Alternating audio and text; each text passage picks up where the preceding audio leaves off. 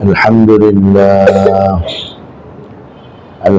لله نحمده ونستعينه ونستغفره ونؤمن به ونتوكل عليه ونعوذ بالله من شرور أنفسنا ومن سيئات أعمالنا من يهده الله فلا مضل له ومن يضلله فلا هادي له ونشهد أن لا إله إلا الله وحده لا شريك له ونشهد أن سيدنا ونبينا ومولانا محمدا عبده ورسوله صلى الله تعالى عليه وعلى آله وأصحابه وبارك وسلم تسليما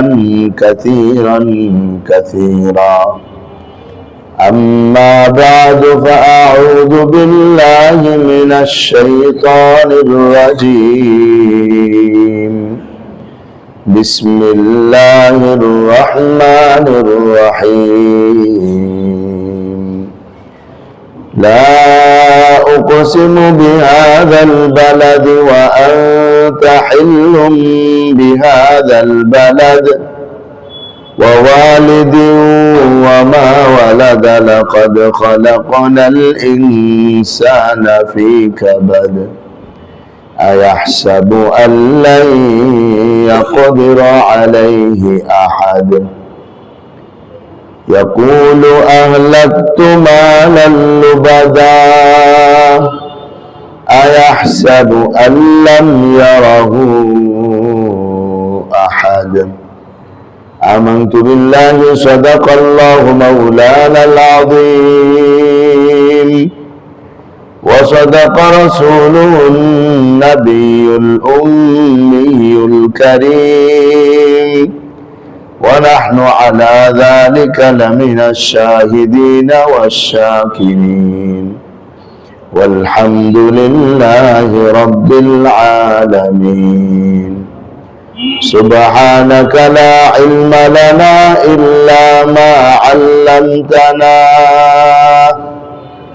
إنك أنت العليم الحكيم اللهم صل على محمد وعلى آل محمد كما صليت على إبراهيم وعلى آل إبراهيم إنك حميد مجيد اللهم بارك على محمد وعلى آل محمد كما باركت على إبراهيم وعلى آل إبراهيم إنك حميد مجيد মোহতারাম ইমানি দ্বীনি ভাইয়ের আল্লাহ পাকের দরবারে অসংখ্য অগণিত শুকর যিনি আমাদেরকে শারের নামাজের পর কোরআনুল কারীমের মজলিসে বসার তৌফিক দান করেছেন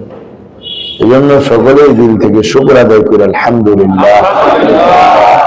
আমার ইমানি দ্বীনি ভাইয়ের আজকে আমরা সূরা বালাদ থেকে পাঠ করেছি। সূরা বালাদের প্রথম আয়াত থেকে 7 নম্বর আয়াত পর্যন্ত পড়া হয়েছে। এই আয়াতগুলোকে সামনে রেখে আমরা কিছু কথা বলবো। আল্লাহ তাআলা সঠিকভাবে বলার, বুঝার, আমল করার তৌফিক দান করেন আমিন। আমার ভাই, আমার দোস্ত, সূরাতুল বালাদ এটা অবতীর্ণ হয়েছে মক্কা মুকাররমা, যার মধ্যে 20টি আয়াত রয়েছে। এই সূরার বিষয়বস্তু মক্কি সূরার বিষয়বস্তুর মতোই তাওহীদের দাওয়াত দেওয়া, একত্ববাদের দাওয়াত দেওয়া। কিন্তু মক্কার মুশরিকরা আল্লাহ নবী সাল্লাল্লাহু আলাইহি ওয়াসাল্লামের ব্যাপক বিরোধিতা করত। তো আল্লাহ তাআলা বিভিন্ন ভাবে তাদের ব্যাপারে আয়াত নাজিল করে তাদেরকে বিরোধিতা বর্জন করে আনুগত্যের আহ্বান জানাতেন। এই সূরার মধ্যেও এরকম ভাবে মক্কার কিছু কাফের যারা নবীজিকে খুব বিরোধিতা করত তাদের ব্যাপারে এখানেও তাদেরকে আনুগত্যের আহ্বান জানানো হয়েছে। সূরার শুরুতে আল্লাহ তাআলা ইরশাদ করেন লা উকসিমু বিহাযাল বালাদ। এখানে যে লা শব্দটা আগে, এটার অর্থ নেই, এটা অতিরিক্ত হিসাবে দেওয়া। কুরআনুল কারীমের সৌন্দর্য বর্ধনের জন্য এরকম শব্দ ব্যবহার হয়ে থাকে। যদিও কুরআনুল কারীমের মধ্যে অতিরিক্ত কোনো শব্দ নাই, যেটা না হলেও চলতো, এটা দিয়া আরবি ভাষার মর্যাদাটা ক্ষুণ্ণ হয়েছে এমন কোন জায়গা কুরআনুল কারীমে নেই। এই লাটা যে শুরুতে আছে, লা সাধারণত লা অর্থ না, কিন্তু এখানে কিন্তু এই অর্থ হবে না। এইখানে এই লাটা অর্থ ছাড়া, কিন্তু এটার কাজ হলো এটা আরবি শব্দের ভিতরে, বাক্যর ভিতরে সৌন্দর্য বর্ধন করে। এটা আরবি ভাষার একটা নিয়ম। আমাদের বাংলা ভাষার এমন এক নিয়ম আছে, ইংরেজি ভাষার এমন নিয়ম আছে, তো ঠিক আরবি ভাষার একটা নিয়ম আছে যেটাকে বালাগত বলা হয়, সাহিত্য বলা হয়। এটা যদিও অক্ষরটা অতিরিক্ত, কিন্তু অতিরিক্তটা এটা অতিরিক্ত হওয়ার কারণে অসৌন্দর্য না, বরং অতিরিক্ত অক্ষর এসে সৌন্দর্য বৃদ্ধি করে। তো আল্লাহ বলেন লা উকসিমু বিহাযাল বালাদ, আমি এই শহরের কসম করছি, এই শহরের কসম করে বলছি। এই শহর বলতে মক্কা মুকাররমা। মক্কা মুকাররমার কসম করা, এটা মক্কা মুকাররমার ইজ্জত বৃদ্ধি পাওয়ার আরেকটা কারণ। আল্লাহ তাআলা যে বিষয় নিয়ে কসম করেন তার মধ্যে ওই জিনিসের সম্মান বৃদ্ধি পায়। আর যে জিনিসটা বড়, আল্লাহ সেটা নিয়েও কসম করেন। আল্লাহর চেয়ে বড় তার কেউ নাই, সবই তো আল্লাহর ছোট। এই কারণে আল্লাহ কাকে নিয়ে কসম করবেন? আল্লাহর যে কোনো মাখলুক নিয়ে আল্লাহ কসম করতে পারেন, কিন্তু আমরা কসম করব কেবলমাত্র কার নামে? ভাই, আল্লাহর নামে। মরা কাঠটা শুয়ে বলতেছি, এগুলো বলাই যাবে না। এগুলা বললে কসমের পর্যায়ে পড়ে গুনাহ হবে। আমাদের দেশের মানুষ এরকম মরা কাঠ শুয়ে বলে, তারপর মরা বাপের কবরে গিয়া বলে, আরো কত কিছু করে মানুষ বলে। এগুলো গুনাহের কাজ। কসম করতে হলে একমাত্র কার? আল্লাহর কসম করতে হবে, কসম করতে হবে। লা উকসিমু বিহাযাল বালাদ, এখানে কসমের মাসলা আসছে। কসমের সমাধান হলো, কেউ যদি কোনো কারণে কসম করে তাহলে সেই কসমকে রেখে দিতে হবে, ভাঙ্গা যাবে না, ভাঙতে পারবে না। এখন যদি সে অন্যায় কসম করে বসে, তাহলে সেটাকে রাখাও যাবে না, ভাঙতে হবে। কথার কথা, আপন ভাইয়ের সাথে ঝগড়া করে বলছে আল্লাহর কসম কসম খায়া জীবনে আর কোনো কথা বলবো না। এখন দুদিন পর চিন্তা করেছে, বড় ভাই এমন কথা বললাম, এখন কসম তো করে বসছি, এখন এটা যদি বৈধ কসম হইতো তাহলে জীবনে কথা বলার দরকার ছিল না। যেহেতু কসমটা ঠিক হয় নাই, গুনাহের কাজে কসম হয়ে গেছে, সেজন্য কসমটাকে ভেঙে দিতে হবে। কসম ভাঙলে কি করণীয়? লা ইউআখিযুকুমুল্লাহু বিল্লাহি ফি আইমানিকুম ওয়ালাকিন ইউআখিযুকুম বিমা আক্কাদতুমুল আইমান ফাকাফফারাতুহু ইতআমু 10 মাসাকিনা মিন আওসাতি মা তুতঈমুনা আলাইকুম আও কিসওয়াতুহুম আও তাহরিরু রাকাবা ফামান লাম ইয়াজিদ ফাসিয়ামু 3 আইয়াম।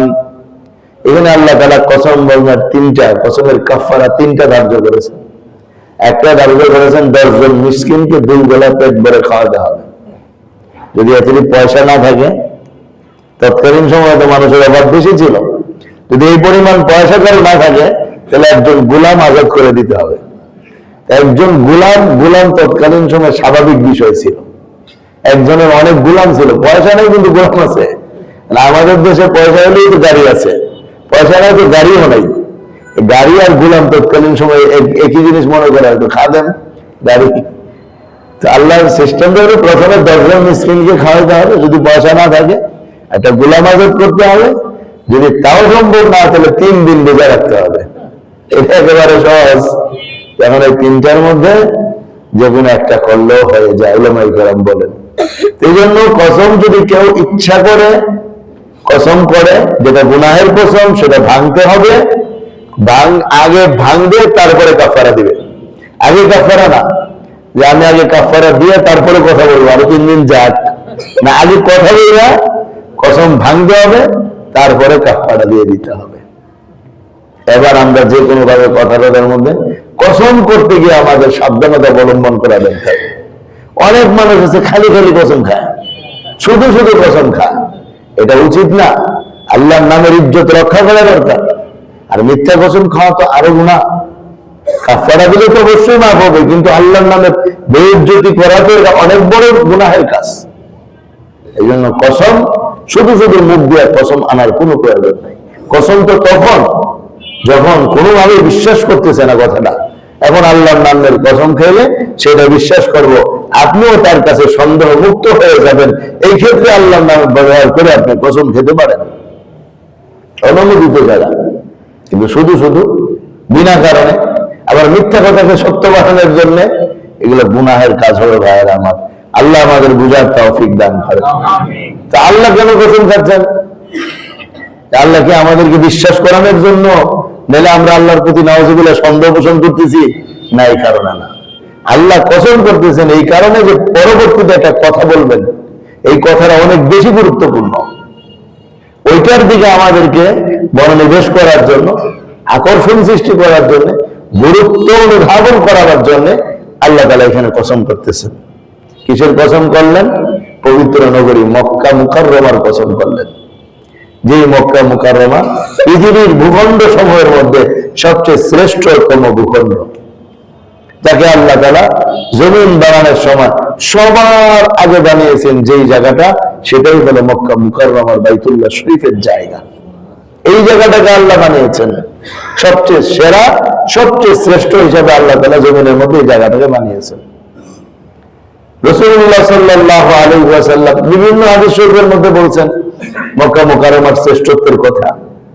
সর্বশেষ হিজরতের সময় আল্লাহ নবী সাল্লাল্লাহু আলাইহি ওয়াসাল্লাম যখন মক্কা শরীফ থেকে রাতের আঁধারে বেরিয়ে গেলেন, তখন মক্কা শরীফের দিকে অভিমুখী হয়ে নবীজি বলছেন, হে শহর বালাদে মক্কা, হে মক্কা শহর, আমি তোমাকে কখনোই ছেড়ে যাবার না। তোমার জাতি যদি আমাকে এখান থেকে বের না করে দিত, আমি তোমার থেকে ছেড়ে যেতাম না। তুমি আল্লাহর প্রিয় জায়গা, তুমি আমারও প্রিয় জায়গা।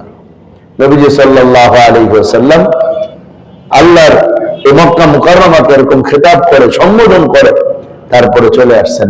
তাহলে বোঝা গেল মক্কা শহরটা আল্লাহর কাছে অনেক দামি। এই শহরের কসম আল্লাহ করেছেন। আর এই শহরের মধ্যে নবীজিকে আল্লাহ পাঠাইছেন। এর মানে একজন শেষ নবীর জন্য আল্লাহ নির্বাচন করছেন এমন একটা শহর, যে শহরটাও হবে দামি, যে নবীও হবে দামি, যে কিতাব অবতীর্ণ করবে সেই কিতাবও হবে দামি, আর ওই কিতাবকে যে মানবে সে হয়ে যাবে আরো দামি। লা উকসিমু বিহাদাল বালাদ, আমি এই শহরের কসম করে বলছি। ওয়া আনতা হিল্লুম বিহাদাল বালাদ, আনতা হিল্লুম বিহাদাল বালাদ, আপনি এই শহরের বসবাসকারী, আপনার জন্য এই শহরে কোনো প্রতিবন্ধকতা নেই। এখানে তিনটা অর্থ হয়, তিনটা অর্থ। একটা হলো আনতা হিল্লুম বিহাদাল বালাদ, আপনি এই শহরে বসবাসকারী। হিল্লুম শব্দটাকে হুলুল শব্দ থেকে নিলে তখন তার অর্থ হয় বসবাস করা। তাহলে আপনি এই শহরের বসবাসকারী, তিনি নবীজি মক্কা মুকাররমার বসবাসকারী তো ছিলেন। দুই নম্বর অর্থ, আপনার উপর কোনো প্রতিবন্ধকতা নাই। প্রতিবন্ধকতা নাই, আপনার উপর কোনো প্রতিবন্ধকতা নাই। আপনার জন্য এই শহরে একটা সময় আসবে যখন এই শহরটা হলো মক্কা শহরের এমন একটা শহর, যে শহরের মধ্যে সবার জন্য প্রতিবন্ধকতা আছে। চাইলেই এই শহরের ঘাস উঠানো যাবে না, চাইলেই এই শহরের কোনো প্রাণীকে মারা যাবে না। এই শহরে একে অপরের কাছে নিরাপত্তা দিতে হবে। এই নিরাপত্তা আল্লাহ প্রদত্ত, এই নিরাপত্তা আল্লাহ প্রদত্ত। এই জন্য শহরের মধ্যে অনেক প্রতিবন্ধকতা আছে, সবার জন্য প্রতিবন্ধকতা আছে। চাইলেই কিছু করা যাবে না, অনেক নিয়মাবলী মেনে এখানে থাকতে হবে। নিজের বাবার খলিকেও যদি সামনে পাওয়া যায় তবুও এখানে কিছু বলা যাবে না। বলতে হলে শহরের বাইরে দেখা হলে বলতে হবে, এই শহরের ভিতরে বলা যাবে না, কারণ এটা আল্লাহ পাকের নিরাপত্তা দেওয়া একটা শহর, যেখানে আল্লাহর পক্ষ থেকে সবাইকে নিরাপত্তা দেওয়া হয়েছে। এই জন্য এই শহরের কোনো কিছু করা যায় না, এমনকি ঘাস পর্যন্ত টেনে উঠে ফেলা যাবে না। নবীজি যখন বলতেছিলেন তখন নবীজির চাচা বলতেছে, ইয়া রাসূলুল্লাহ ইল্লাল ইসখির, ইসখির গাছের ঘাসের অনুমতি দেন। নবীজি বলছে, আচ্ছা ঠিক আছে, ইসখির ঘাস উঠাইতে পারবেন। এই শহরের এত মূল্য, এত মর্যাদা। হ্যাঁ, যেটা জঙ্গল হয়ে যায়, মানুষের জন্য ক্ষতিকারক হয়ে যাবে, সেটা ওনারা সমাধান করে সুন্দর এবং সুন্দর রাখার চেষ্টা করবেন, সেটা আলাদা বিষয়। কিন্তু আমি আপনি শুধু শুধু একটা কিছু নষ্ট করে ফেললাম, এটা এখানে কোনো অনুমতি নেই। কাউকে কিছু বলা যাবে না, কাউকে কষ্ট দেওয়া যাবে না, কাউকে মারধর করা যাবে না। রাষ্ট্রপ্রধানরা এই বিষয়টাকে খুব বেশি খেয়াল করেন যে এখানে কোনো মারামারি করা যাবে না। তো আল্লাহ তাআলা কি বলতেছেন, আনতা হিল্লুম বিহাদাল বালাদ, আপনার জন্য এই শহরে কোনো প্রতিবন্ধক নাই, সব হালাল। এর মানেটা হলো মক্কা মুকাররমার বিজয়ের সময় একটা সময় আসবে যখন আমি আপনাকে এই শহরের সবকিছু বৈধ করে দিব, কোনো প্রতিবন্ধক আপনার থাকবে না। এটা একদিকে ভবিষ্যৎবাণী, অচিরেই মক্কা মুকাররমার বিজয় হবে, আপনার পদতলে আসবে। যখন তিনি মক্কায় ছিলেন সমস্ত প্রতিবন্ধকতাও ছিল, কাফেরদের বিরোধিতাও ছিল, নবীজিকে এখান থেকে দেশান্তর করে দিতেছে, সব কিছু থাকা সত্ত্বেও এর ভিতরে একটা ভবিষ্যৎবাণী আছে, একটা সময় আসবে যখন আপনার জন্য সব বৈধ করে দেওয়া হবে, তখন আপনি চাইলে অপরাধীদেরকে এই শহরে মারতেও পারবেন, পিটাইতেও পারবেন, জেলখানাও করতে পারবেন। আর মক্কা বিজয়ের দিন যখন হুজুর আকরাম সাল্লাল্লাহু আলাইহি সাল্লাম 10,000 সাহাবায়ে কেরামের বিশাল বাহিনী নিয়ে মক্কা মুকাররমায় প্রবেশ করেছিলেন, সেদিন নবীজি তো ঘোষণা করেছিলেন যে আবু সুফিয়ানের বাড়িতে থাকবে, সে নিরাপদ, তাকে কিছু বলা হবে না। যে ব্যক্তি নিজ ঘরে দরজা বন্ধ করে থাকবে সেও নিরাপদ, তাকেও কিছু বলা হবে না। হ্যাঁ, যদি কেউ প্রতিরোধ করতে আসে তাকে কিছু বলা হবে। নারীদের কিছু বলা হবে না, শিশুদের কিছু বলবে না, বৃদ্ধদেরও কিছু বলার অধিকার কারণে নিষেধ করে দিয়েছেন নবীজি। এই নিষেধাজ্ঞার কারণে মক্কা মুকাররমা যখন আল্লাহর নবী প্রবেশ করেন তখন কোনো যুদ্ধ হয় নাই, কিন্তু কয়েকজন কাফের বিরোধিতা করেছিল চরমভাবে, কেবল তাদেরকেই সেখানে মারা হয়েছে, হত্যা করা হয়েছে। আমার ভাই, আমার দোস্ত, এই 2 নম্বর অর্থ, আনতা হিল্লুম বিহাদাল বালাদ, ওই মক্কা মুকাররমার বিজয়ের দিন আপনার জন্য কোনো প্রতিবন্ধকতা থাকবে না, অর্থাৎ আপনার জন্য নাই, আপনার সাহাবাদের জন্য ওই দিন নাই। ওইটা শুধু একটা নির্দিষ্ট সময় পর্যন্ত দেওয়া ছিল। এরপরে যখন পরিবেশ শান্ত হয়ে যায়, পুরা মক্কা নবীজির আনুগত্যে চলে আসে, তখন আবার সেই আগের নিয়ম বলবৎ হয়ে যায় যে এখন আর কেউ কাউকে কিছু বলতে পারবে না। 3 নম্বরের অর্থ, আনতা হিল্লুম বিহাদাল বালাদের অর্থ, 3 নম্বর অর্থ হলো যে এবং এই শহরের মানুষ আপনাকে হালাল মনে করে, এই শহরের মানুষ আপনাকে হালাল মনে করে, অথচ মক্কা মুকাররমায় মারামারি করা জায়েজ নাই, একে অপরকে হত্যা করা জায়েজ নাই, কিন্তু এতদ সত্ত্বেও মক্কার কাফেররা আপনাকে শহীদ করে দেওয়ার জন্য চক্রান্ত করে, অথচ এখানে কিছুই করা জায়েজ নেই, তারপরে তারা করতেছে। এই আয়াতের 3টা অর্থ তাফসীরে মারিফুল কোরআনের মধ্যে মুফতি শফি রাহমাতুল্লাহ আলাইহি লিখেছেন। লা কুসিমু বিহাদাল বালাদ, আল্লাহ তাআলা ইরশাদ করেন, আমি এই শহরের কসম করে বলছি, ওয়া আনতা হিল্লুম বিহাদাল বালাদ, আপনার জন্য কোনো প্রতিবন্ধকতা নাই, আর মক্কার কাফেররা আপনাকে হালাল মনে করে, অথবা আপনি এই শহরের বসবাসকারী। ওয়ালিদু ওয়া মা ওয়ালাদ, এবং শপথ জনকের এবং যাকে সে জন্ম দেয় তার শপথ, জনকের শপথ, ওয়ালিদ মানে বাবা, বাবার শপথ, ওয়া মা ওয়ালাদ, এবং এই বাবা যার জন্ম দেয় তারও শপথ। কোন বাবা আর কোন সন্তান? আদম আলাইহিস সালাম সবার বাবা, আর আমরা সবাই হলাম তার সন্তান। তো আল্লাহ ওই আদম আলাইহিস সালামের শপথ করলেন, আর সমস্ত মানব জাতিরও শপথ করলেন, যে সমস্ত মানব জাতিকে শপথ করলেন। ওয়ালিদি ওয়া মা ওয়ালাদ লাকাদ খালাকনাল ইনসানা ফি কাবাদ। এবার আয়েশা, এটাকে বলা হয়, এতক্ষণ গেছে কসম, কসম কসম করতে করতে যে কথাটা বলা হয়, আরবিতে আমরা বলি জবাবে কসম, কসমের প্রতি উত্তরে কি আসে, তো আল্লাহ কসমের প্রতি উত্তরে বলতেছেন, লাকাদ খালাকনাল ইনসানা ফি কাবাদ, মানুষকে সৃষ্টি করা হয়েছে কষ্টের মধ্যে, অর্থাৎ কষ্টের ভিতরে রাইখা মানুষকে সৃষ্টি করা হয়েছে, ফলে তার সারা জীবনের মধ্যে কষ্ট অনুধাবন হবে। কষ্ট ছাড়া মানুষের জীবন নাই, সমস্ত মানুষের জীবনে কষ্টই কষ্ট। বলে জন্ম হওয়াটাই তো ছিল মারাত্মক কষ্ট। আমাদের জন্ম হওয়াটা, যেদিক দিয়ে আসি, মায়ের পেট কেটেও আসলে, স্বাভাবিকভাবে আসলে, কোনোটাই কষ্ট ছিল। এরপরে দুধ খাওয়াটাও তো একটা কষ্ট, বাচ্চার টাইমে তুই নেই তো খাইতে হয়, কিন্তু তার জন্য আরেকটা কষ্ট ছিল। এরপরে পুরা শৈশব কালটা আরেকটা কষ্ট, নিজেও কষ্ট দেয়, মারেও কষ্ট দেয়। এরপরে যখন যুবক হয় আবার আরেক ধরনের কষ্ট শুরু হয়, আরেকটু বড় হয় আরেক ধরনের কষ্ট শুরু হয়। পরে যখন কামাই রোজগারে যায় তখন আবার আরেক কষ্ট শুরু হয়। এরপরে যখন সন্তানাদি জন্ম হয়, বিয়ে শাদী করে, আবার নতুন কষ্ট শুরু হয়। পরে যখন বার্ধক্যে পৌঁছে তো আবার নতুন করে কষ্ট শুরু হয়। পরে মরতে গেলে আবার মহা কষ্ট দিয়ে তারপরে মৃত্যুবরণ করতে হয়। কোন জায়গাটা আরামের দুনিয়ার মধ্যে? আল্লাহ এটা বলতেছেন, এতগুলো কসম করে আল্লাহ তাআলা বলছেন, শোনো মানুষ, তোমার সবটাই আমি কষ্টের ভিতরে রেখেছি। সুতরাং এই কষ্টের ভিতরে আল্লাহর প্রতি সন্তুষ্ট থাকা, এটাই হচ্ছে বান্দার মূল কাজ। যদি মনে করি এত কষ্ট করে আমাদের জীবনটা, দুনিয়ার জীবনটাই কষ্টকর, কারণ দুনিয়ার পরে আখিরাতের জীবন আসতেছে, যে জীবনে মুমিনের জন্য কোনো কষ্টই থাকবে না, শুধুই সুখ আর সুখ, আরাম আর আরাম, আনন্দ আর আনন্দ। এক মহানন্দ লাভ করার আগে যদি কষ্টের জীবন যায়, তাহলে আনন্দটাকে আনন্দ মনে হবে। রাত যদি না থাকতো, দিনের মূল্য বোঝা যাইত না।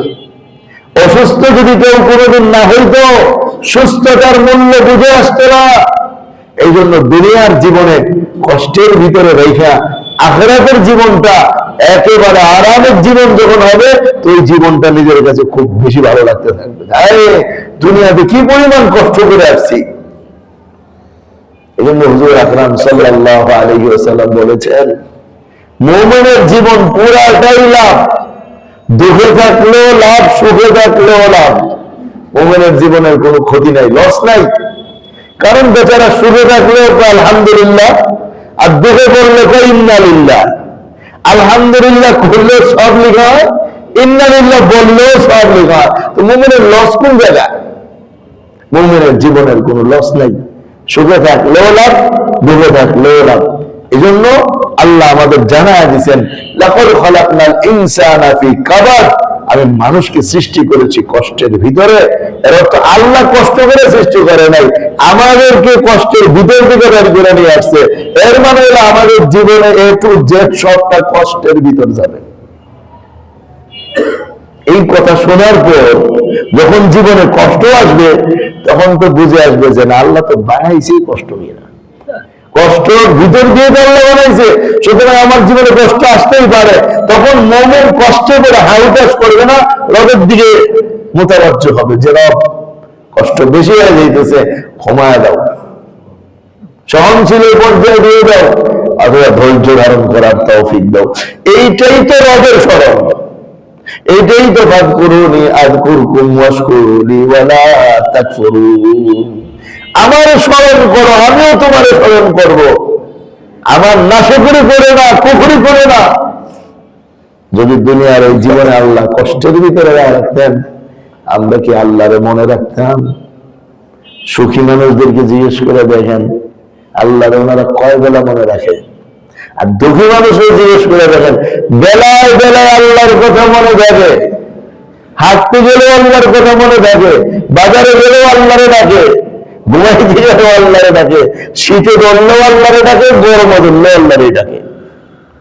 আর সুখী মানুষ, শীতে আল্লাহর কথা মনে থাকে না, গরমও আল্লাহর কথা মনে থাকে না। এই লোক দুনিয়ার, এই কারণে আল্লাহ দুনিয়ার জীবনটাকে কষ্টময় করে দিয়া দিচ্ছেন, যেন এই কষ্টের ভিতরে সব মানুষ আল্লাহমুখী হয়ে যায়। লাকাদ খালাকনাল ইনসানা ফি কাবাদ, এই কষ্টের ভিতরে আমাদের পরীক্ষা হবে। কে কষ্ট পায়া এটা বলে যে রাদিতু বিল্লাহি রাব্বা, আমি তো আল্লাহর উপর খুশি আছি। বিপদে পড়ে ইন্না লিল্লাহি ওয়া ইন্না ইলাইহি রাজিউন, আমি তো আল্লাহর উপর খুশি। আল্লাহ এটা দেখতে চান, দেখি সুখটা একটা বিশাল সুখ দিয়ে দিব, তবে এই সুখের আগে একটু দুঃখ করে আসতে হবে। এটা আল্লাহ পরীক্ষার তরতিব বানাইছেন। আর কোন পরীক্ষা কি ভাই কষ্ট ছাড়া? বাইরাতে তো কোনো পড়াই লাগে না, কিন্তু এটা আরো বেশি কষ্ট। কি না কি জিজ্ঞেস করে বসে, কোন দোষ পাওয়া যায় সব শেষ। এত কষ্ট করে পরীক্ষা দিয়ে আসলাম, কিন্তু ভাইবা 5 মিনিট হইতে পারে, কিন্তু এরা আরো বেশি কষ্টের, মানসিক একটা কষ্টের ভিতরে ঢুকে। সবাই তো ভাইবা দিয়ে কম বেশি, তারপরে এখানে বসছেন, কতটা পরেশানি হয়েছে তখন। তো দুনিয়ার জীবনটাই কষ্টের। আল্লাহ কোরআনের মধ্যে বলেন, ওয়ালানাবলুওয়ান্নাকুম বিশাইইন মিনাল খাউফি ওয়াল জু'i ওয়া নাকসিন মিনাল আমওয়াল ওয়াল আনফুসি ওয়াস সামারাত ওয়া বাশশিরিস সাবিরিন। এই দুনিয়ার মানুষেরা ভালো করে শুনে রাখো, আমি অবশ্যই তোমাদেরকে পরীক্ষা করব। কখনো পরীক্ষা করব সম্পদ কমায় দেব, কখনো সন্তান কমায় দেব, কখনো ফল ফ্রুট কমায় দেব, সব কিছু কম করে দিয়ে আমি তোমাদেরকে পরীক্ষা করব। তবে ধৈর্যশীলদের জন্যই হলো সুসংবাদ। যখন যেই জিনিসের মধ্যে কমতে এসে যাবে, সন্তান মরে গেছে, ব্যবসা নষ্ট হয়ে গেছে, চাকরির মধ্যে বিপদ লেগে যেতেছে, আরেকজন শত্রুতা লেগে গেছে, এই করতেছে সেই করতেছে, এই সব কিছুর পরে আমাকে আপনাকে বলতে হবে কি? আল্লাহ সেটা পরিষ্কার কোরআনেই বলেন, আল্লাযীনা আসাবাহুম মুসিবাতুন ক্বালু ইন্না লিল্লাহি ওয়া ইন্না ইলাইহি রাজিউন। যখন কোন মুসিবত তাকে পাকড়াও করে, আর তখন সে বলে ইন্না লিল্লাহি ওয়া ইন্না ইলাইহি রাজিউন, বাস এতটুকু কথা যে বলে তাকে আল্লাহ বিরাট পুরস্কার দান করেন। যে পুরস্কার হাসরের ময়দানে দেখা ওই বেচারা খালি বলবে, আরে এরকম বিপদ যদি জীবনে আরো শত শত আসতো, তাহলে আমি আজকে অনেক বড় সফল হয়ে যেতাম। আর এইখানে আমরা কি বলতেছি, হায় রে আল্লাহ, তুমি খালি আমারই দেখলা, আর মানুষ পাইলা না বিপদ দেওয়ানোর লেগে। আমি নামাজ কালাম যাও পড়ি, আমার উপরে বিপদ। আমার পাশের ফ্ল্যাটে যে থাকে, এত নামাজও পড়ে না একদিন, ওকে কত সুখে থাকে। থাকুক না ভাই সুখে, সুখে থাকলে কদিন পরে ভূতে গিলাইবো তারে। আপনারা আমার আল্লাহ যদি দয়া করে মাফ করে দেয়, তো রাস্তা অনেক ক্লিয়ার হয়ে যাবে। এই জন্য বিপদ দুনিয়াতে যদি আল্লাহ কাউরে দেয়, এটা আল্লাহ তাকে ভালোবাসে না, আল্লাহ তাকে পছন্দ করে না এমন কোন কথার দলিল না। বরং ইমানদারের যদি বিপদ আসে, আর ইমানদার ইন্নালিল্লাহ পড়তে জানে, ওই ইমানদার নামাজি হয়, ওই ইমানদার আল্লাহমুখী হয়, তাহলে বুঝতে হবে এই বিপদ না, এই বিপদ তাকে জান্নাতে নেওয়ার জন্য, তার মর্যাদা বাড়ানোর জন্য এই বিপদ আসছে। এই বিপদ মর্যাদা বাড়ানোর জন্য আসছে। আমার ভাই, আমার দোস্ত, এই জন্য বিপদ আসবেই দুনিয়াতে, কষ্টের ভিতর দিয়ে আমাকে আপনাকে চলতে হবে। এই দুনিয়াটা বানাইছেন আল্লাহ আমাদেরকে কষ্টের ভিতরে পরীক্ষা করার জন্য। এই জন্য কষ্ট দুঃখ আল্লাহ সহনশীল ভাবেই দেন।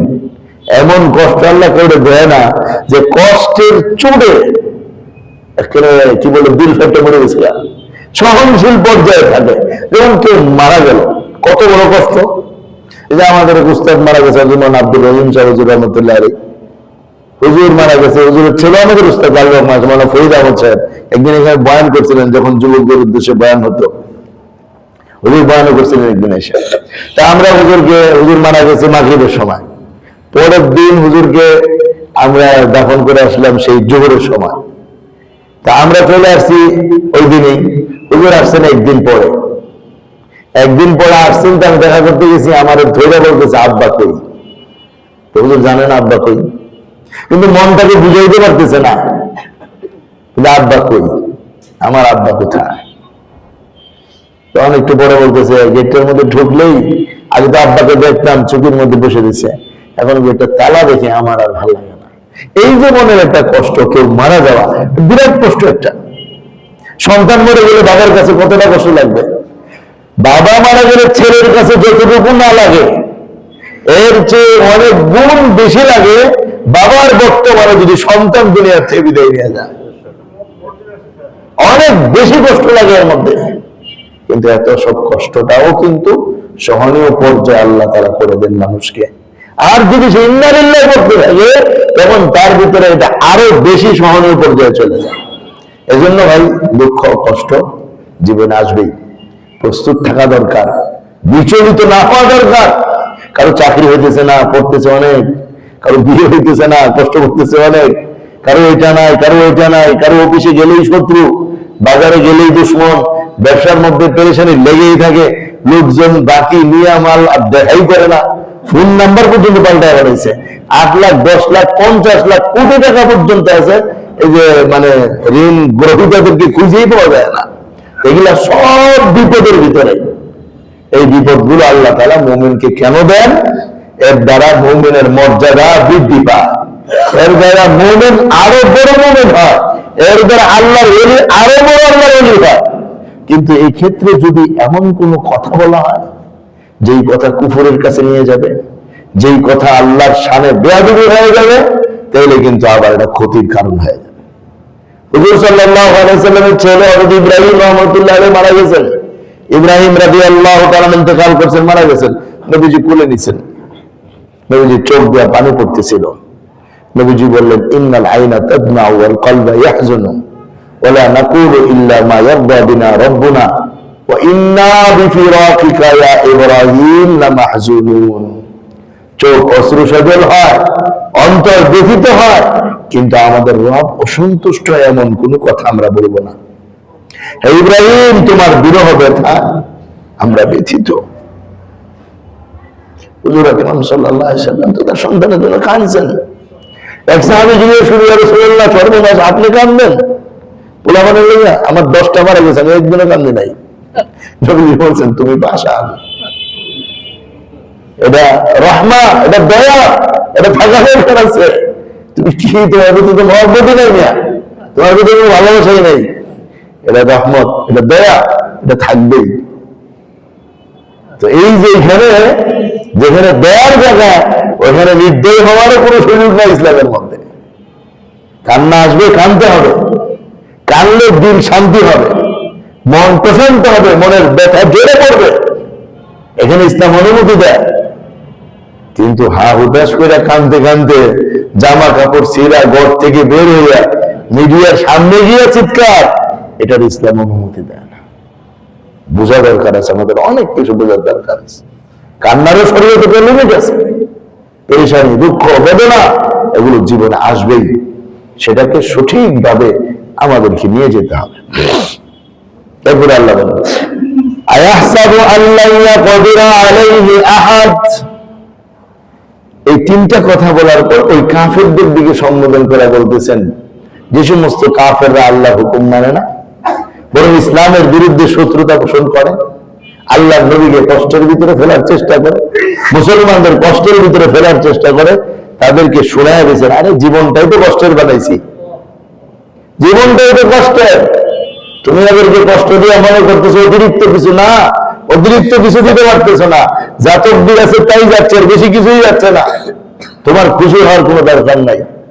আয়াহসাবু আল্লা ইয়াকদিরা আলাইহি আহাদ, সে কি মনে করে তার উপরে কর্তৃত্বশীল কেউ নাই, এমনটা যেন সে মনে না করে।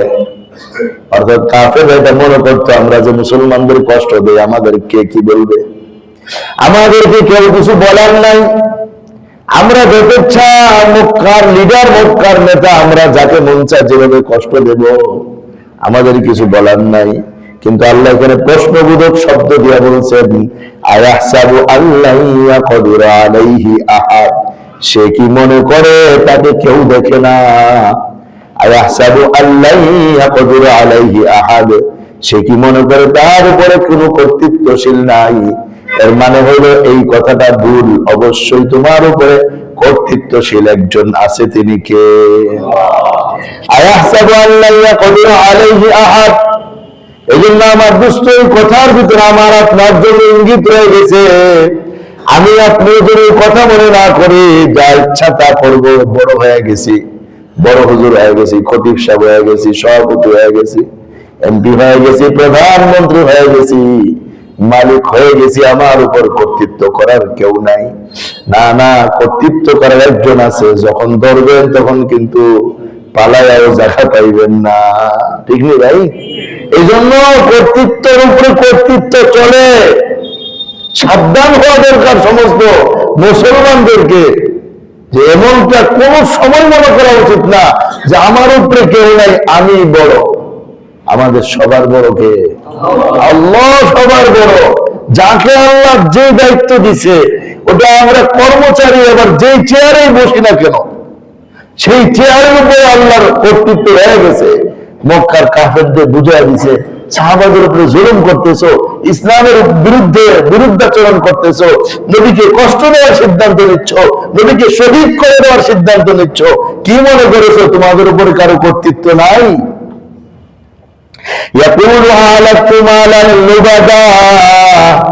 ওই কাফের বলে আমি ইসলামের বিরুদ্ধে অনেক সম্পদ ব্যয় করেছি। ইয়াকুলু সে বলে আহলাকতু শেষ করেছি, মালান লুবাদা অনেক সম্পদ আমি ইসলামের বিরুদ্ধে শেষ করেছি।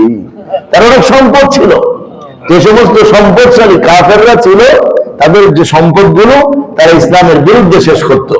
অমুকরে কিছু দিয়ে দিত, যেটা অগুরু পিঠাপিঠেরা ওখানে কিছু দিয়ে দিত, সেই ক্ষতি করার জন্য বিভিন্ন ভাবে অর্থ ক্ষয় বের করে তারা ইসলামের বিরুদ্ধে ষড়যন্ত্র করত, গভীর ষড়যন্ত্র করত। তা আল্লাহ তাআলা বলেন, ও সে অহংকার করে এটা বলে না, সে অহংকার করে বলে যে ইসলামের বিরুদ্ধে সে কাজ করতেছে, আবার গর্ব করে। আয়াহসাবু আল্লাম ইয়ারাহু আহাদ, সে কি মনে করে তাকে কেউ দেখে না? আগে বলছে সে কি মনে করে তার উপরে কেউ নাই, এখন বলতেছেন সে কি মনে করে তাকে কেউ দেখে না। লা তুদরিকুল আবসার ওয়া হুয়া ইউদরিকুল আবসার ওয়া হুয়াল লাতীফুল খাবীর।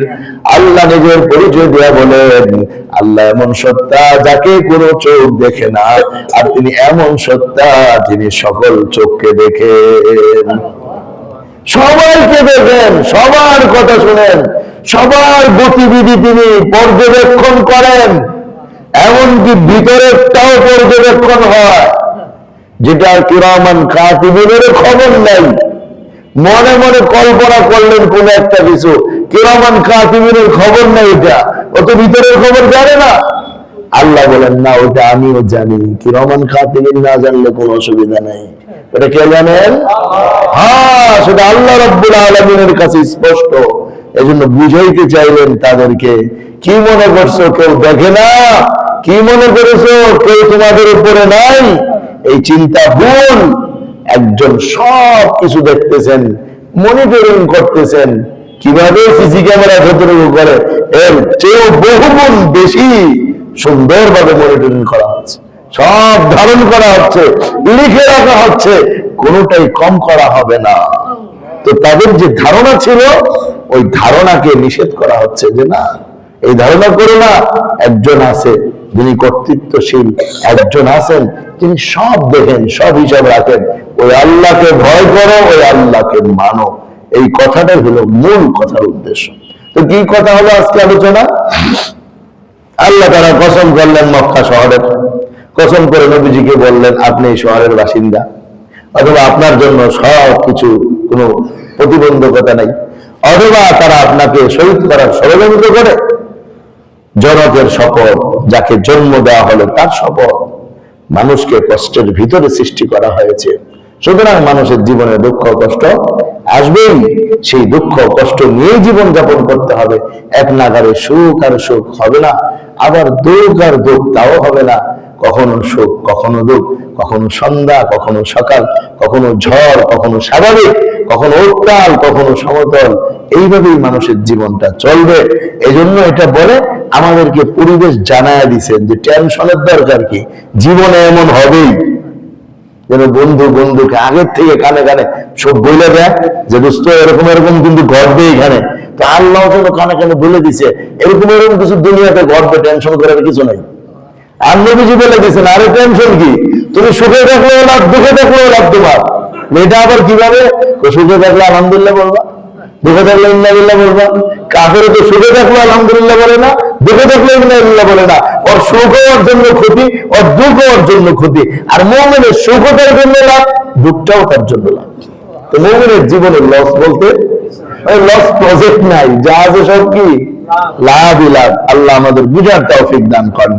তারপর কাফেরদের এই কথার মধ্যে চলে গেছে, যারা ইসলামের বিরোধিতা করে, নবীজির শত্রুতামি করে, আল্লাহ নবীকে শহীদ করার জন্য ষড়যন্ত্র করে, তাদেরকে ডেকে বলছেন, কি মনে করছো তোমাদের উপরে কেউ নাই? তোমরা কি মনে করতেছো তোমাদের কেউ দেখে না? সম্পদ ইসলামের বিরুদ্ধে খরচ করে আবার গর্ব করো। এগুলো সব দেখা হচ্ছে, মনিটরিং করা হচ্ছে। একদিন এগুলো নিয়ে তোমাদের সামনে প্রশ্ন করা হবে। সাবধান থাকো, সময় থাকতে আল্লাহর কাছে ফিরে আসো। নবীর বিরুদ্ধে ষড়যন্ত্র, ইসলামের বিরুদ্ধে ষড়যন্ত্র না করে ইসলামের সামনে মাথাকে নত করে দাও। এই কথাটাই বুঝাইতে চাইছে। আল্লাহ আমাদের বুঝার তৌফিক দান করেন। 7 নম্বর আয়াত পর্যন্ত আজকে আলোচনা হয়েছে। ইনশাআল্লাহ সামনে আগামী সপ্তাহে আলোচনা হবে, আল্লাহ যদি আমাদের সবাইকে হায়াতে বাঁচায় রাখে। দ্বিতীয় একটা বিষয় কথা হলো, জোহরের জুমাতে আজকে যে আলোচনা হয়েছে, কেউ বাইরের ভিতরেই আসছে যে আসলে আলোচনাটা প্রচার হওয়া দরকার, প্রকাশ করা দরকার। তাই আলোচনাটা আমাদের দাওয়াতুস সুন্নাহ বাংলাদেশ যে পেজ আছে, ফেসবুক পেজ, ওটার মধ্যে একটা ভিডিও আলোচনাও আছে, আর একটা নর্মাল লিখেও দেওয়া হয়েছে। এগুলো আপনারা আমাদের পেজের মধ্যে ঢুকলে আলোচনা পেয়ে যাবেন। নিজ জিম্মাদারিতে যদি পারেন শেয়ার করে দিলেন, কমেন্ট করে দিলেন, আলহামদুলিল্লাহ ব্যাপকভাবে ছড়বে। আর বাস্তবতা তো এটাই, কোরআন বাদ দিয়েই তো দুনিয়ার মানুষ শিখতেছে। কেন? জীবনের শুরুতে আল্লাহর কালামটা শিখে নেওয়া একজন মুসলিম হিসেবে আমাদের অনেক বড় দায়িত্ব এবং কর্তব্য। তা আল্লাহ আমাদেরকে বুঝার তৌফিক দান করেন। আর 3 নম্বর একটা বিষয় হলো, বাংলাদেশের বিভিন্ন জায়গায় তো অনেক শীত পড়ছে। তো আমাদের কয়েক ভাই মিলে আমরা সিদ্ধান্ত নিয়েছি, আগামী 21 তারিখ আমরা কুড়িগ্রামের উলিপুর একটা জায়গা আছে, উলিপুরের কয়েকটা চর পার হয়ে যেতে হয়, এমন একটা জায়গা আমাদের কয়েক ভাই মাদ্রাসা করছেন। কয়েকটা চর পার হয়ে যেতে হয়। তো ওই চরের মধ্যে আমরা একটা ওনাদের মাদ্রাসার উদ্যোগে একটা আয়োজন হবে সেখানে, এবং কিছু মুসলিম আছে যারা আগে কাফের ছিল, এখন মুসলমান হয়ে গেছে।